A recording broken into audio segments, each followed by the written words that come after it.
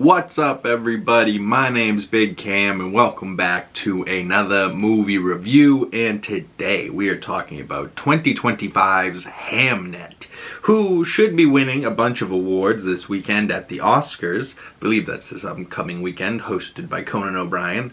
Can't wait for that. I'm somebody that likes the award shows and loves to see which movies are winning and why, you know what I mean? Because like even sometimes the best movie of the year doesn't win. Like last year, Anora won for best movie, and I thought Dune Part 2 should have won, and it was the best film of the year by far, but Anora was also really good, so watching that I could see why they chose that movie, and it was probably made for $200 less million than Dune Part 2 was, you know what I mean? So like for what it was great, but it, you know, for spectacle and stuff that I'm more into, Dune Part 2 is the movie of the year for me. And, you know, Hamnet was great, and Chloe Zhao did a phenomenal job. I really like Chloe Zhao's work. I'm really gonna have to dive into, like, her movies and, like, her catalog, because other than this, I've only seen Eternals. And that was like a Marvel movie that some people liked, some people didn't. Me personally, I thought it was very well done, and I thought she killed it. And I've been clamoring to get an Eternals 2, but I don't know if that will ever happen, you know? But she's got some other movies under her belt. Nomadland in 2020, The Rider 2017, Songs My Brother Taught Me 2015. Maybe she's doing a Dracula movie right now, it seems. Interesting. Maybe she's redoing Bram Stoker's Dracula, but in a futuristic sci-fi western take on the iconic character. Interesting. So maybe I'll have to go, you know, and get her, see her other work. But she's one of these, you know, she's the writer, she's the director, she's, you know, editing the movie, you know, like she's got her hands entirely on her movies, and you know, you can feel it because, like, you know, it's beautiful stuff that she does. And like this film, you know, Jessie Buckley's been winning Best Actress at almost every single one of the award shows, so I think it's almost a guarantee that Jessie Buckley wins the Oscar for Best Actress for her character of Agnes in this film. And Jessie Buckley is absolutely phenomenal, and she's, you know, done some other things, but she's right now having a little bit of a hot spot with Hamnet, and then I believe coming out this weekend in theaters, Maggie Gyllenhaal's The Bride, and she plays the bride of Frankenstein. But going from Hamnet to The Bride is two completely different characters, you know what I mean? You can't even really recognize her as either character, you know what I mean? But then there's also Paul Mescal in here, who I believe was going back and forth from shooting the Beatles movie when he was doing this, because he wasn't in this film a lot, but when he was, his presence was felt. And I really like Paul Mescal. I don't know why, like ever since, what did I first see him in? Probably the Gladiator 2, I'm guessing. You know, maybe some other stuff, but Gladiator 2, I think Paul Mescal really crushed it. And, you know, his next film, he's going to be playing Paul McCartney in a part of the Beatles, you know, like almost the lead of the Beatles, if you would. I mean, who's the only probably more important Beatle other than Paul McCartney? Would probably be John Lennon, right? Like, they're all four of them are very talented, but like the two leaders of the group, I think, were Paul and John. And then obviously once John passed, Paul's kind of been the biggest one since, you know. Ringo's kind of hidden somewhere. He does his thing, but he doesn't, you know, have as much of a public shine to him as like Paul McCartney does, you know what I mean? But this movie, Hamlet, pretty much the same thing as what they're saying at the beginning of this movie. And like, it was well done. It was just, you know, it's like a 2-hour movie, but it's so slow that like it's honestly agonizing for someone like me, where like I need a little bit more going on. You know, I can appreciate a movie like this, but it's really not my thing. You know what I mean? Like I wanted to see this because it's one of the Best Picture noms, and it's like, you know, Oscar nommed and stuff like that. But should this win Best Picture? Not in my opinion. I think Sinners should win Best Picture. By far, best movie of the year, not even close.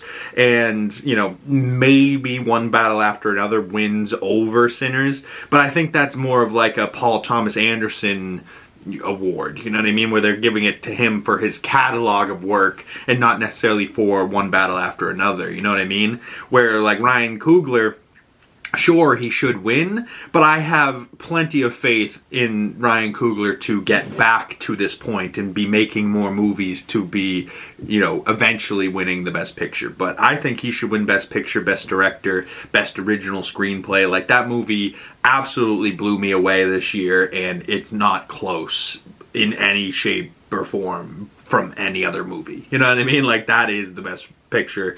And like, I've watched a lot of movies over the last year, and like I've watched almost all of the Best Picture noms, and the only one that I think I'm really missing at this moment is Train Dreams, which I don't know if I'll actually watch, Sentimental Value with Stellan Skarsgård, and Marty Supreme with Timothée Chalamet. And Marty Supreme I absolutely want to see, but I don't know, man. I don't know if that ping pong movie should win Best Picture or Best Actor over Michael B. Jordan playing Smoke and Stack and playing two different characters. Like, and if Michael B. Jordan wins, does he win 2 Oscars for 2 different characters? I think he should.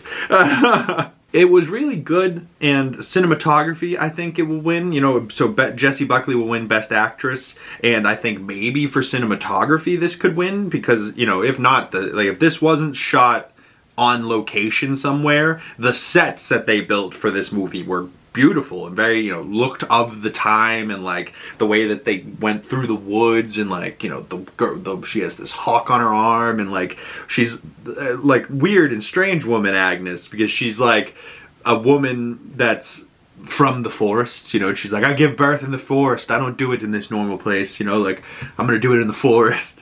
And like did it multiple times, and then they like forced her to have the baby in the house. Like, I was like, this movie's weird, bro. And like, it's just not my thing, which I can acknowledge, but like, it's still well done. So anybody out there that did like this, I'm not saying that you shouldn't, it's just not my personal taste of things. But Chloe Zhao, great job nonetheless. You know, I don't want her to think that I hate this movie, because it's like, it's well done. It's just me trying to find things that I did like about it, but not like just want to claw my eyes out the whole time. And like, I don't know, there's something about Jessie Buckley though, that like, she was so human in this, you know, like I didn't see the actress at all, you know, where like Paul Mescal, I saw Paul Mescal, I didn't see Shakespeare, I just saw Paul Mescal, his little earring, I was like, oh man, should I get a little earring? That's kind of handsome look. But like, either way, Jessie Buckley was like so human, and you see her on camera and you're like, yeah, she is perfect actress, you know what I mean? She just brings so much life to the camera, and yet she, you know, is standing in front of the camera, but it doesn't feel like the camera's there, you know, where sometimes they're being filmed and it feels like they're like looking right into it, or they're playing to the camera. It seemed like she was just living this character's life and the camera just happened to be there, you know what I mean? So I give plenty of props to Jessie Buckley, Chloe Zhao. You did a good job. This is now streaming on Peacock if you want to go check it out yourself before the Oscars this weekend.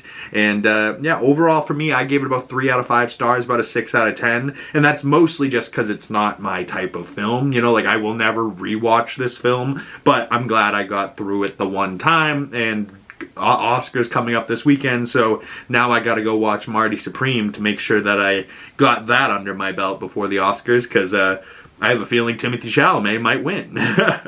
Unless his comments over the last week have ruined his chances, but I don't know, people are blowing that up out of the water. Like, he said something about the ballet and opera, and it's like, who gives a shit what he cares about? You know, like, if you care about the ballet and opera, go to ballet and opera. Me personally, I couldn't tell you where the ballet is happening or an opera, you know, and like here in Boston, I'm sure there's somewhere, but I've never been asked to go to it or seen tickets pop up, you know, so it's not an industry that's doing that well, you know, where like theater isn't opera or ballet, you know, like theater could be, but it's theater, you know, like it's plays, it's Broadway, it's different. It's like, you know, acting, but not in cinemas, it's on the stage, you know, like, I don't know. To me, if I was to pick one or the others, you know, like, I would pick movies, and then it would be stage, and then maybe opera, then ballet, you know, like, but like, still, yeah, stop giving Timothée Chalamet a hard time for no fucking reason, like, who cares? Like, if I could watch the movie, don't watch the movie, hate him, don't hate him, like, pick a better reason than, oh, he didn't like opera. I've never heard a soul be like, you know what I really love? Opera.